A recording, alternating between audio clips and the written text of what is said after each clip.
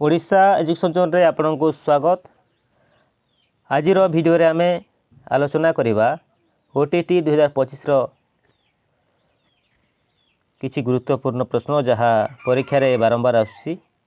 आज आमे नेछे जो एग्जाम रे हेतला हमर 17/12/2025 रे सेट सी पेपर 2 रो सोशल साइंस रो पेडागोजी रो 30 टी एमसीक्यू। जो माने चैनल टी को सब्सक्राइब करना हंती दया करी सब्सक्राइब कर देंतु एवं वीडियो रो शेष पर्यंत देखंतु जहाँ द्वारा आपनकर कांसेप्ट क्लियर हो पारिबो। चलंतु आमे देरी न करी प्रश्न आडकु जिबा। प्रथम प्रश्न, निम्नोक्त मध्यरु केउटी अर्थपूर्ण शिक्षण रे एक उदाहरण अटे? ऑप्शन ए बारंबार अभ्यास करी कविताटी मन रखिबा। ऑप्शन बी गाणितिक सूत्र गुड़िकर पुनरावृत्ति करिबा। ऑप्शन सी कोनोसी धारणार व्याख्याकरण। ऑप्शन डी शिक्षकों को अनुसरण करी एक ज्यामितिक चित्र अंकन करिबा। यार सठिक उत्तर हेउछि ऑप्शन सी कोनोसी धारणार व्याख्याकरण करिबा। देखंतु कोनोसी धारणा को निज भाषा रे व्याख्या करिवार अर्थ हेउछि आपण सही विषय को गभीर भावे बुझिजंती। घोषिबा शिक्षण अर्थपूर्ण नुहे। चलंतु परवर्ती प्रश्न को आमे देखिबा। परवर्ती प्रश्न हेउछि पाठ्यक्रम विकास प्रक्रियार प्रथम सोपानटी कोन? पाठ्यक्रम विकास प्रक्रियार प्रथम सोपानटी कोन? ऑप्शन ए पाठ्य खसड़ा प्रस्तुति। ऑप्शन बी शिक्षादान सामग्री चयन। ऑप्शन सी पाठ्यक्रम फलप्रदतार मूल्यांकन। ऑप्शन डी शिक्षार्थी मानकर शिक्षण आवश्यकता निरूपण। यार सठिक उत्तर हेउछि ऑप्शन डी शिक्षार्थी मानकर शिक्षण आवश्यकतार निरूपण। देखंतु सर्वप्रथमे पिला मानकर क्यों विषय ज्ञान दरकार बा सेमानकर आवश्यकता कौन ताहा निरूपण करा जाए। बुझेला। चलंतु परवर्ती प्रश्न को आमे देखिबा। परवर्ती प्रश्न हेउछि पर्यवेक्षण पई केउ साधनटी व्यवहार करा जाए नाही? पर्यवेक्षण पई केउ साधनटी व्यवहार करा जाए नाही? ऑप्शन ए घटनावली विवरणी। Option B rating scale. Option C checklist. Option D प्रश्नावली। यार सठिक उत्तर हेउछि ऑप्शन डी प्रश्नावली। देखंतु यह एक सेल्फ रिपोर्टिंग साधन। पर्यवेक्षण पई चेकलिस्ट बा रेटिंग स्केल व्यवहार हुए किंतु ए प्रश्नावली नुहे। बुझेला। चलंतु अब परवर्ती प्रश्न को देखिबा। निदानात्मक मूल्यांकन उद्देश्य कौन? निदानात्मक मूल्यांकन उद्देश्य कौन? ऑप्शन ए शिक्षार्थीर निर्दिष्ट दुर्बलता को चिन्हट करिबा। ऑप्शन बी शिक्षार्थीर सामग्रिक शिक्षण उपलब्धि जानिबा। ऑप्शन सी विद्यालयर फलप्रद कार्यकारिता जानिबा। ऑप्शन डी सफलता सूचक सर्टिफिकेट प्रदान। यार सठिक उत्तर हेउछि ऑप्शन ए शिक्षार्थीर निर्दिष्ट दुर्बलता चिन्हट करिबा। निदानात्मक मूल्यांकन उद्देश्य हेउछि शिक्षार्थीर निर्दिष्ट दुर्बलता को चिन्हट करिबा। देखंतु जेपरि गोटे डाक्टर रोग को चिन्हट करंती। एही मूल्यांकन पिलार पाठपढ़ा रे थिबा निर्दिष्ट दुर्बलता बा असुविधा को चिन्हट करिथाय। निदानात्मक मूल्यांकन। चलंतु परवर्ती प्रश्न को आमे देखिबा। परवर्ती प्रश्न हेउछि निम्नोक्त मध्यरु केउटी एक आवेगर उदाहरण नुहे? निम्नोक्त मध्यरु केउटी एक आवेगर उदाहरण नुहे? ऑप्शन ए क्रोध। ऑप्शन बी भय। ऑप्शन सी शारीरिक कार्य। ऑप्शन डी प्रेम। यार सठिक उत्तर हेउछि ऑप्शन सी शारीरिक कार्य। देखंतु क्रोध भय प्रेम मानसिक अवस्था आवेग किंतु शारीरिक कार्य एक क्रिया। बुझेला। चलंतु परवर्ती प्रश्न में देखिबा। केउ समय को चाप बा ताड़नार पर्याय कहा जाए? केउ समय को चाप ओ ताड़नार पर्याय कहा जाए? ऑप्शन ए कैशोरावस्था। ऑप्शन बी बाल्यावस्था। ऑप्शन सी युवावस्था। ऑप्शन डी शैशवावस्था। यार ସଠିକ ଉତ୍ତର ହେଉଛି ଅପସନ୍ ଏ କୈଶୋରାବସ୍ଥା। କୈଶୋରାବସ୍ଥାକୁ ଯେଉଁ ଚାପ ଓ ତାଡ଼ନା ପର୍ଯ୍ୟାୟ ବୋଲି କୁହାଯାଏ। ଚାଲନ୍ତୁ ପରବର୍ତ୍ତୀ ପ୍ରଶ୍ନକୁ ଆମେ ଦେଖିବା। ପିଲାଟି କେଉଁ ଅବସ୍ଥାରେ ବସ୍ତୁର ସ୍ଥାୟିତ୍ୱ ବିଷୟରେ ଜାଣିବା ଆରମ୍ଭ କରେ? ପିଲାଟି କେଉଁ ଅବସ୍ଥାରେ ବସ୍ତୁର ସ୍ଥାୟିତ୍ୱ ବିଷୟରେ ଜାଣିବା ଆରମ୍ଭ କରେ? ଅପସନ୍ ଏ ଶୈଶବାବସ୍ଥା, ଅପସନ୍ ବି ଆଦ୍ୟ ବାଲ୍ୟାବସ୍ଥା, ଅପସନ୍ ସି ପରବର୍ତ୍ତୀ ବାଲ୍ୟାବସ୍ଥା, ଅପସନ୍ ଡି କୈଶୋରାବସ୍ଥା। ଏହାର ସଠିକ ଉତ୍ତର ହେଉଛି ଅପସନ୍ ଏ ଶୈଶବାବସ୍ଥା। ଶୈଶବାବସ୍ଥାରେ ପିଲାଟି ବସ୍ତୁର ସ୍ଥାୟିତ୍ୱ ବିଷୟରେ ଜାଣିବା ଆରମ୍ଭ କରେ। ଦେଖନ୍ତୁ ଜନ୍ ପିଆଜେଙ୍କ ଅନୁସାରେ ପ୍ରାୟ 8 ରୁ 12 ମାସର ପିଲାଟି ବସ୍ତୁର ସ୍ଥାୟିତ୍ୱ ବିଷୟରେ ଜାଣିବା ଆରମ୍ଭ କରେ। ନେକ୍ସଟ କ୍ୱେଶ୍ଚିନ୍ ଦେଖିବା ଆମେ।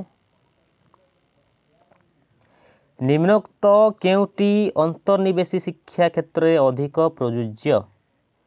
ନିମ୍ନୋକ୍ତ କେଉଁଟି ଅନ୍ତର୍ନିବେଶୀ ଶିକ୍ଷା କ୍ଷେତ୍ରରେ ଅଧିକ ପ୍ରଯୁଜ୍ୟ?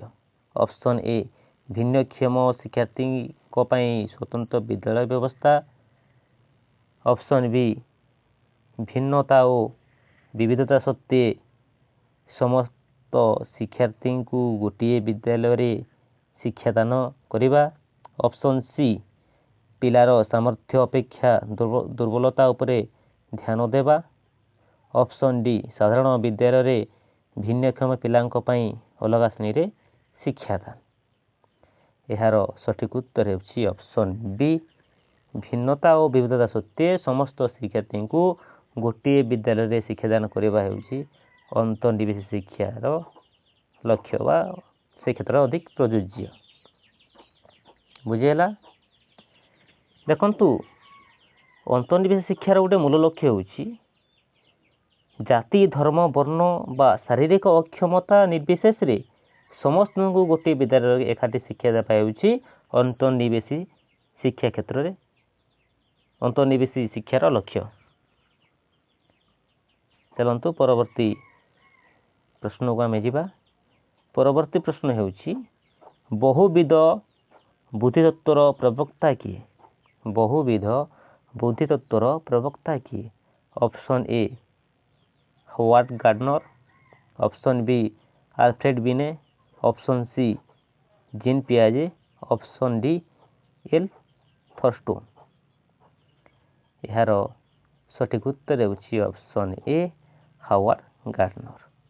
ଚାଲନ୍ତୁ ପରବର୍ତ୍ତୀ ପ୍ରଶ୍ନକୁ ଆମେ ଆଲୋଚନା କରିବା।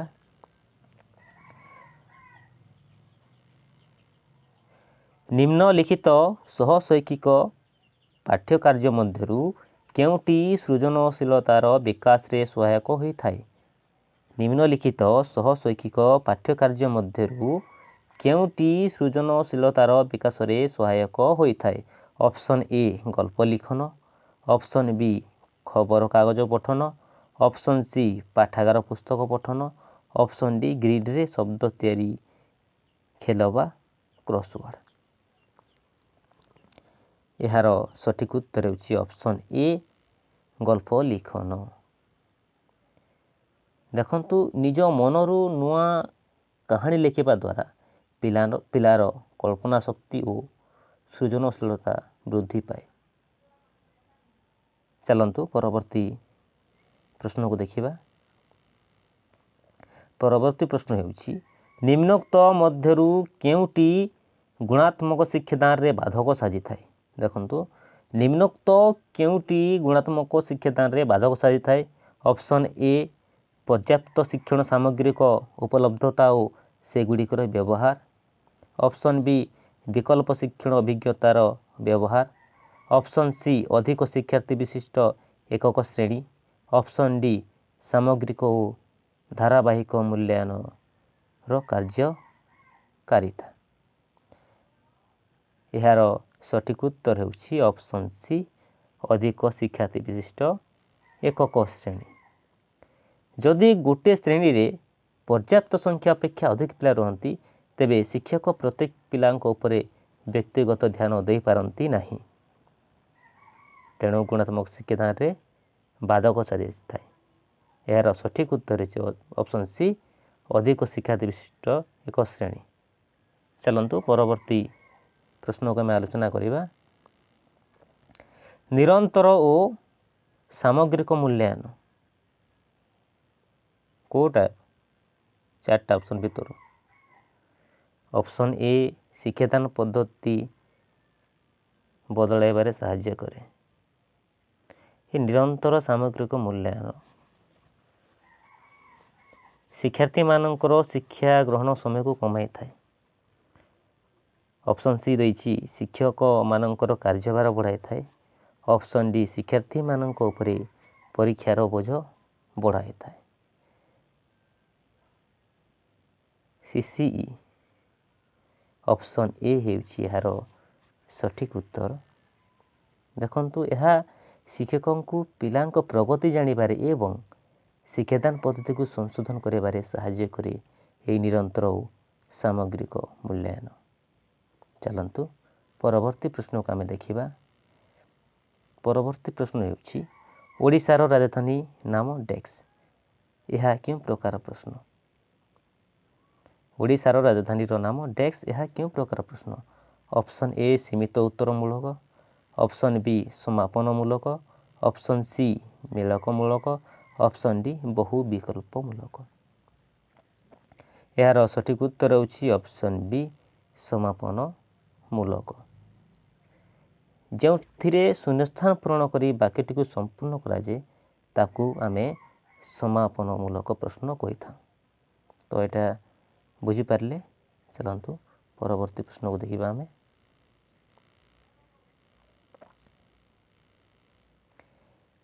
ଏକ ପରିସ୍ଥିତିରେ ଶିକ୍ଷାଲାଭ ଅନ୍ୟ ଏକ ପରିସ୍ଥିତିରେ ଶିକ୍ଷାଲାଭ ଉପରେ କୌଣସି ବିଶେଷ ପ୍ରଭାବ ନ ପକାଇବା। କେଉଁଟା ଭିତରୁ ଚାରିଟା ଅପସନ୍ ଦେଇଛି। ପ୍ରଶ୍ନ ଆଉ ଥରେ ଦେଖନ୍ତୁ। ଏକ ପରିସ୍ଥିତିରେ ଶିକ୍ଷାଲାଭ ଅନ୍ୟ ଏକ ପରିସ୍ଥିତିରେ ଶିକ୍ଷାଲାଭ ଉପରେ କୌଣସି ବିଶେଷ ପ୍ରଭାବ ନ ପକାଇବା। ଅପସନ୍ ଏ ସକାରାତ୍ମକ ସ୍ଥାନାନ୍ତରଣ, ଅପସନ୍ ବି ନକାରାତ୍ମକ ସ୍ଥାନାନ୍ତରଣ, ଅପସନ୍ ସି ଶୂନ୍ୟ ସ୍ଥାନାନ୍ତରଣ, ଅପସନ୍ ଡି ପାର୍ଶ୍ୱ ସ୍ଥାନାନ୍ତରଣ। ଏହାର ସଠିକ୍ ଉତ୍ତର ହେଉଛି ଅପସନ୍ ସି ଶୂନ୍ୟ ସ୍ଥାନାନ୍ତରଣ। ଚାଲନ୍ତୁ ପରବର୍ତ୍ତୀ ପ୍ରଶ୍ନକୁ ଆମେ ଆଲୋଚନା କରିବା। ଶେଷ ବାଲ୍ୟାବସ୍ଥାରେ ଅଧିକାଂଶ ପିଲା ଲମ୍ବା ଏବଂ ପତଳା ଦେଖାଯାଆନ୍ତି କାରଣ? ଶେଷ ବାଲ୍ୟାବସ୍ଥାରେ ଅଧିକାଂଶ ପିଲା ଲମ୍ବା ଏବଂ ପତଳା ଦେଖାଯାଆନ୍ତି କାରଣ? ଅପସନ୍ ଏ ସେମାନେ ଠିକ୍ ଭାବରେ ସନ୍ତୁଳିତ ଖାଦ୍ୟ ଖାଇବାକୁ ପସନ୍ଦ କରିନଥାନ୍ତି। ଅପସନ୍ ବି ସେମାନେ ବିଭିନ୍ନ ପ୍ରକାର ରୋଗର ଶିକାର ହୋଇଥାନ୍ତି। ଅପସନ୍ ସି ଶରୀରର ପିଣ୍ଡ ତୁଳନାରେ ହାଡ଼ ଓ ଗୋଡ଼ ଦ୍ରୁତ ବେଗରେ ବଡ଼ ଓ ଶକ୍ତ ହେବାକୁ ଲାଗେ। ଅପସନ୍ ଡି ଉଚ୍ଚତାରେ ଅତ୍ୟଧିକ ବୃଦ୍ଧି ହେଉଥିବାରୁ ସେମାନେ ସ୍ୱାଭାବିକ ଭାବେ ପତଳା ହୋଇଥାନ୍ତି।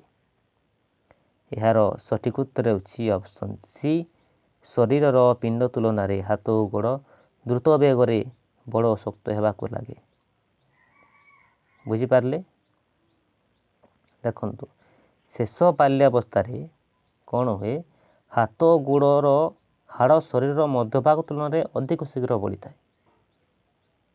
ତେଣୁ ଅଧିକାଂଶ ପିଲା ଲମ୍ବା ଏବଂ ପତଳା ଦେଖାଯାଆନ୍ତି। ଚାଲନ୍ତୁ ପରବର୍ତ୍ତୀ ପ୍ରଶ୍ନକୁ ଆମେ ଆଲୋଚନା କରିବା। ବିକାଶ ସମ୍ବନ୍ଧରେ କେଉଁ ଉକ୍ତିଟି ଠିକ୍ ନୁହେଁ? ବିକାଶ ସମ୍ବନ୍ଧରେ କେଉଁ ଉକ୍ତିଟି ଠିକ୍ ନୁହେଁ? Option A Bikash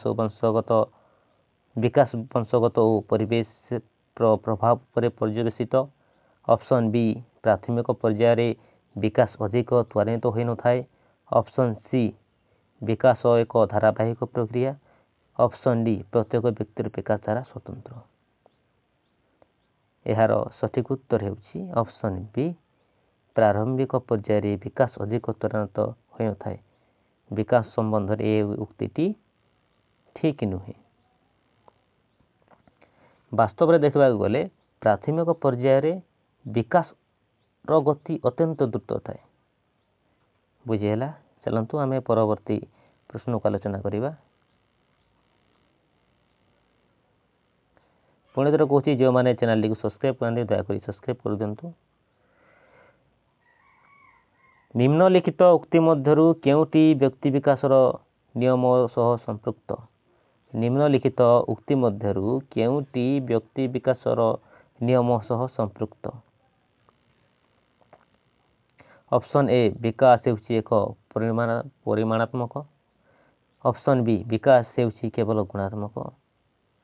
option C विकास बेले आनुप्रस्थिक। ऑप्शन डी विकास हेउछि उभय परिमाणात्मक और गुणात्मक। आपण तो जानि जाइथिबे क्वेश्चन रो आंसर कोन होबो।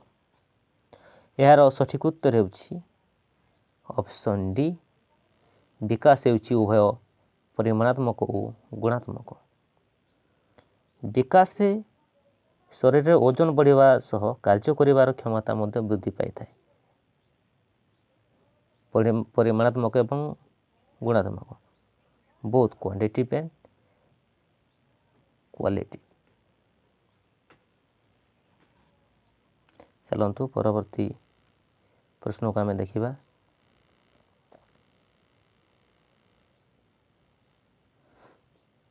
परवर्ती प्रश्न हेउछि निम्नोक्त मध्यरु केउटी सहपाठी शिक्षण एक उदाहरण अटे।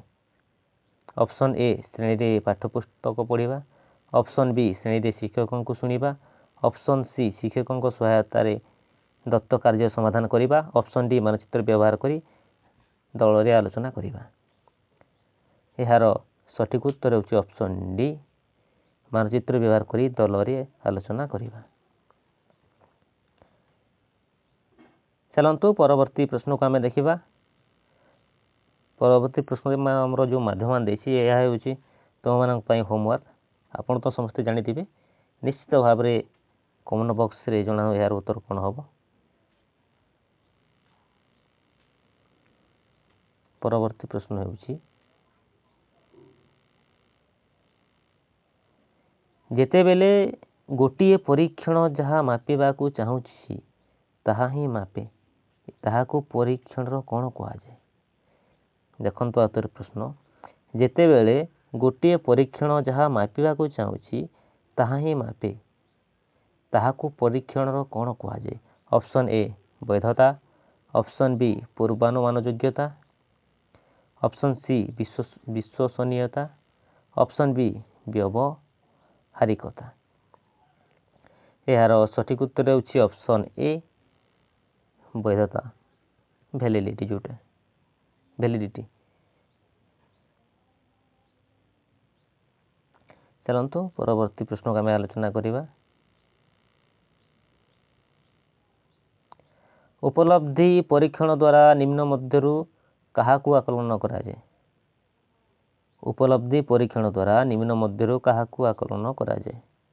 ऑप्शन ए विषय निपुणता। ऑप्शन बी शिक्षण असुविधा। ऑप्शन सी प्रवेश ज्ञान। ऑप्शन डी मनोवृत्ति परिवर्तन। यार सठिक उत्तर होछि ऑप्शन ए विषय निपुणता। चलतु परवर्ती प्रश्न को आलोचना करिबा।